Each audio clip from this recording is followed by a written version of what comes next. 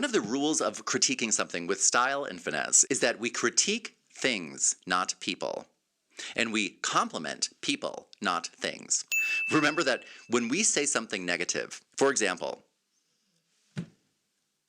You look really fat in that dress.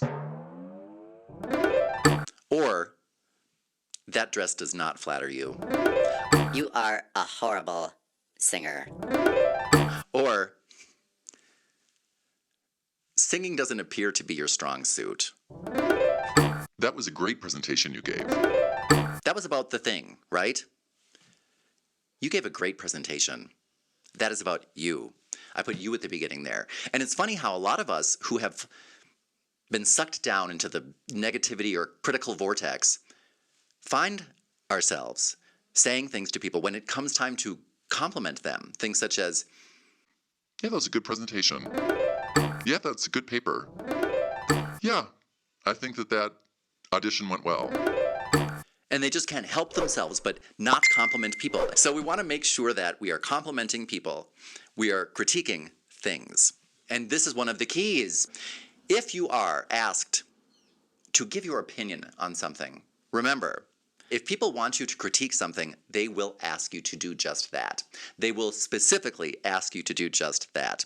If they don't ask you to critique something, if they're not asking for an in-depth critique of the product and their ability to achieve or whatever it may be, if you give it anyway, if you decide, well, this is best for them if they know XYZ, and you don't study the rules of criticism, and you don't study the keys of criticism, and you don't pay attention to your communication skills, your critique or criticism will be neither welcomed nor valued.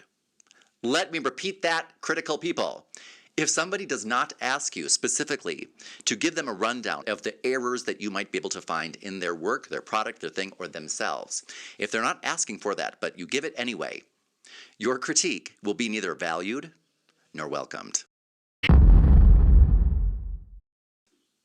So why would we want to do that? Why would we want to not only waste our words or our thoughts or our critical thinking skills, but why would we want to hurt another person and make them feel less than they felt before we talked to them?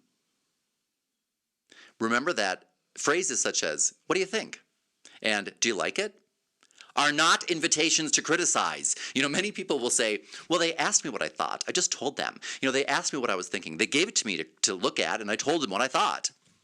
When somebody asks you, what do you think about that? So, do you like this? What do you think about this?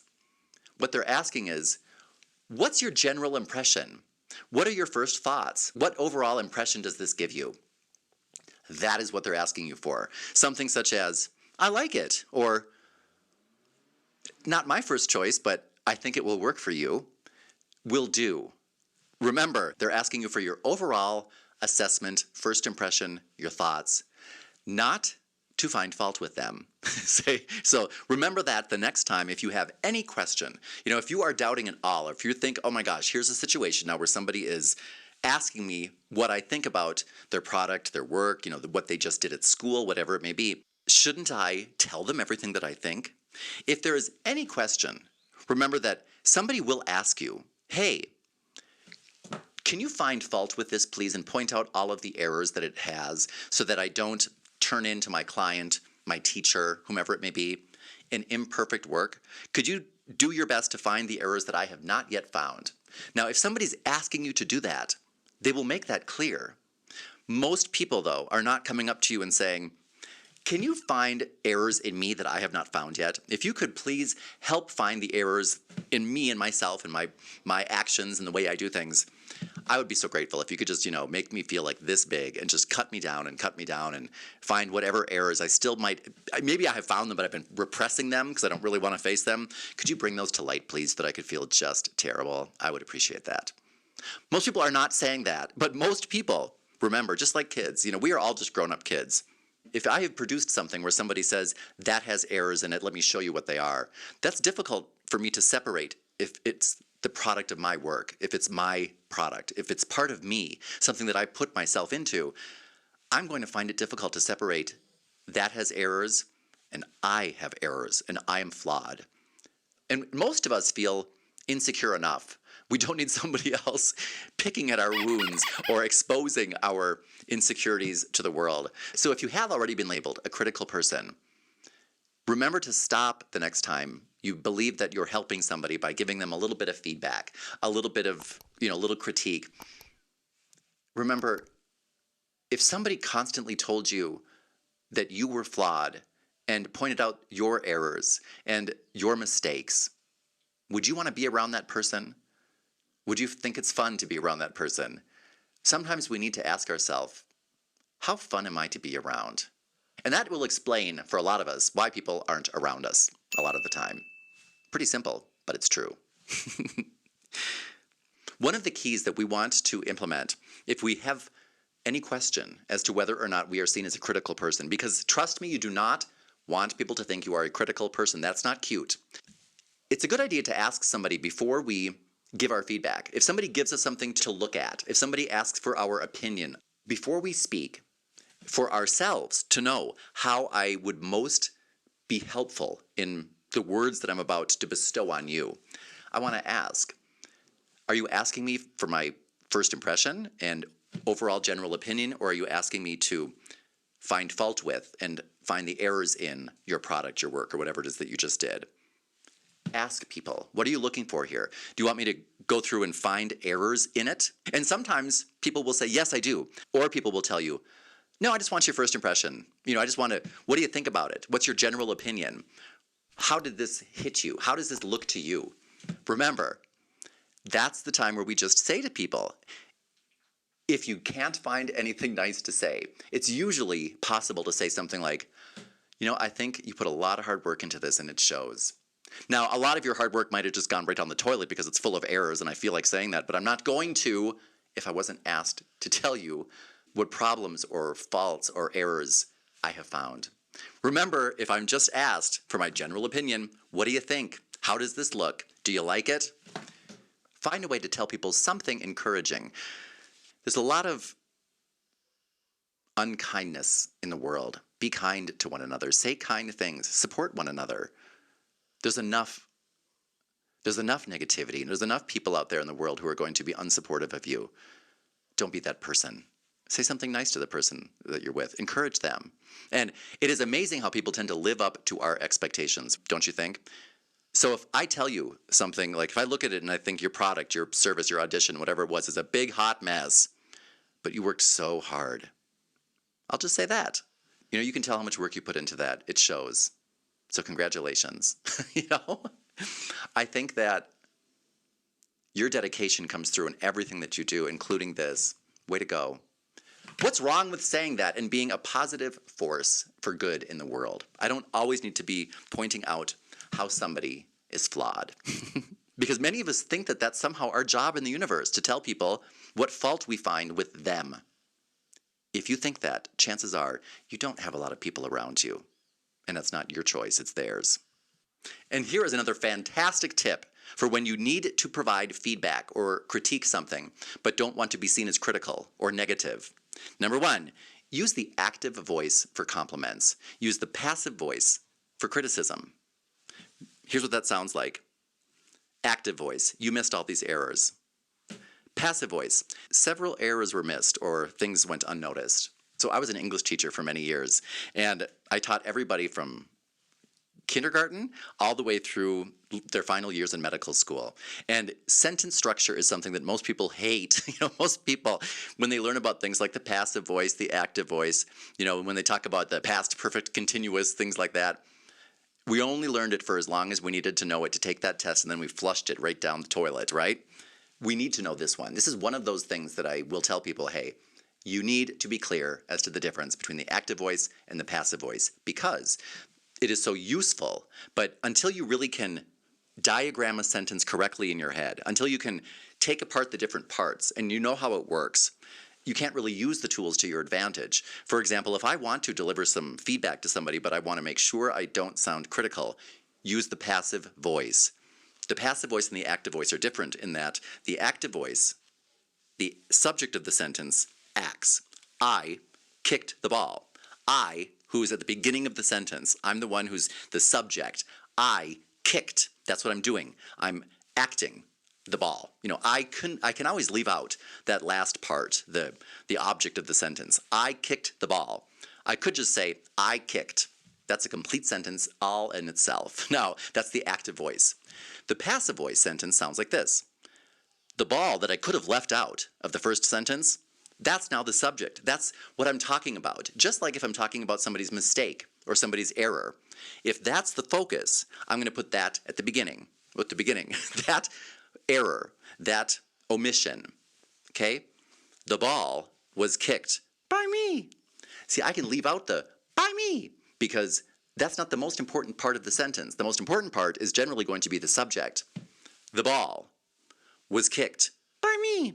So I can leave out that by me now, just like if I'm going to be critical with somebody.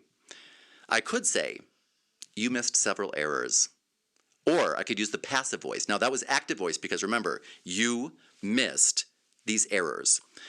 But the thing that I'm really stressing in that sentence that I'm making the most important thing is that you missed them. Why would I want to do that? What I'm really trying to focus on are the errors that were missed. That is passive voice.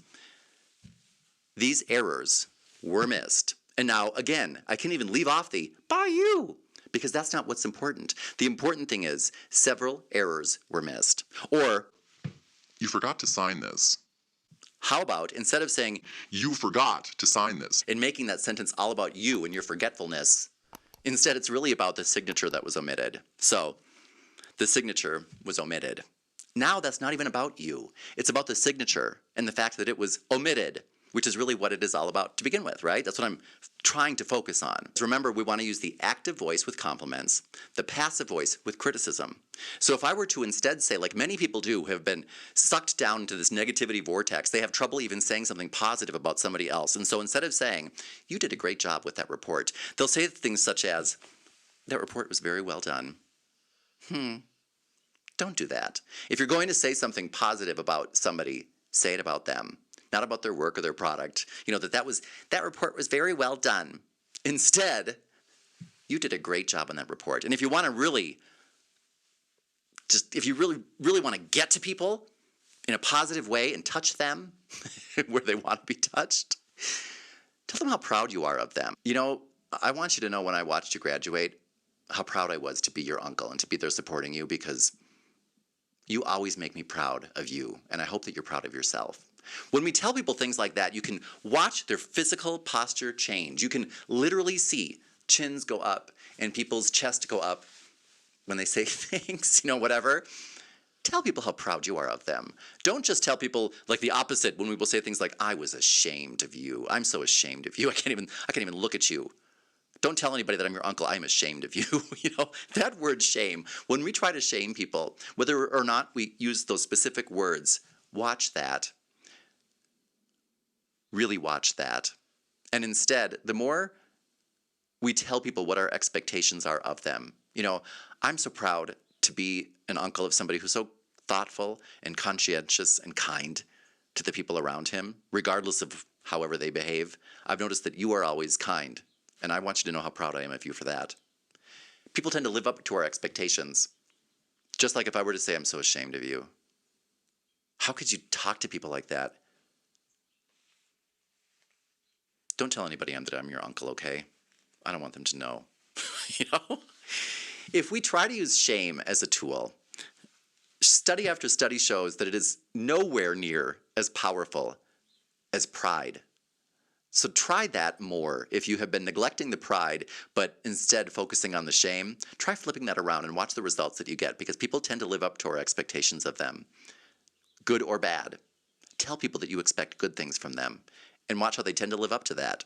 And remember that when we use the passive voice when delivering a critical message, it not only helps soften that message, but it really does help us assign blame if we need to. If we need to assign not just blame, but if we need to assign accountability, we can do that when we use the passive voice. Like, watch this.